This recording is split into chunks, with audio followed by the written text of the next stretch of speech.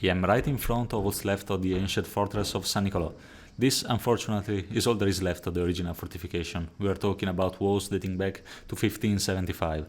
The old fortress had bastions and walls on a very ample zone, defending all sides of the islands in this zone, except the one where we are going right now. And all this space, currently unused, would have been part of the fort, hosting the barracks in particular, because the Republic of Venice was the first modern state to have a standing army as we mean it today, and a needed place to host them. Lastly, what we see right here would have been the imposing ditch of the fortress. The whole fortification was unfortunately demolished in relatively recent times, during the fastest period of the 20th century. The fortress, as often happens on older structures, had undergone several changes over time, and what we see here is an example. This is the newer gate made by the Austrians.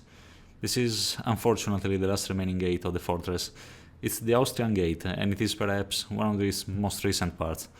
All this zone would have had stronger walls than the ones we see today, especially made to withstand cannon fire instead of older siege weapons typical of the Middle Ages. It is a type of fortification particularly developed in the Italy of the 17th century. It is not only Austrian fortification present in the Lido, as there are more, and we will see more, especially at the Murazzi, where we'll go later. Now we are headed to the very heart of San Nicolo, to its church.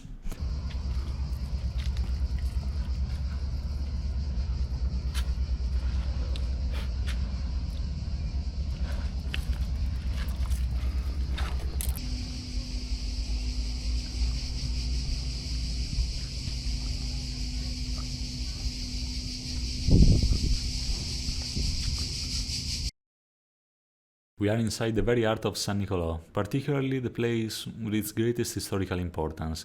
Here we could visit the most important places, starting from the church of San Nicolo, which you can see behind me. This is the place I mentioned earlier, where the Crusaders departed from. From this very place, the expedition was blessed. Even the Fourth Crusade, of course, set sail from the same place, exactly in front of the church, led by Doge Enrico Dandolo between 1202 and 1204. The initial aim was to reach the Holy Land and fight the Muslims, but it became instead a siege against Constantinople. This marked the end of mostly positive relations between Venice and the Byzantine Empire, which fragmented in different states and fought harshly against itself for several decades after the Latin Empire was established in Constantinople. Needless to say, the Latin emperor was chosen by the Venetian authority, and so the Republic retained a huge power over the Mediterranean and the Aegean. The Byzantine Empire only recovered in 1261 with Michael VIII, a firm anti-Venetian emperor, when he reconquered Constantinople.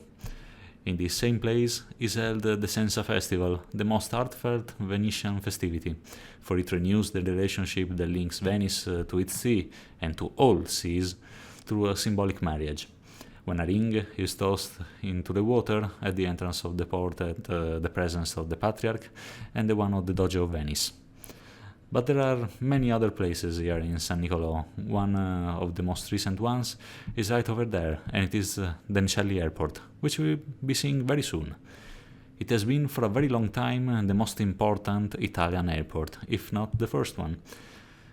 But it surely witnessed the very first time that a paying customer going on a briefly flying tour over the city, marking the beginning of aviation not only on something useful, but as something fun.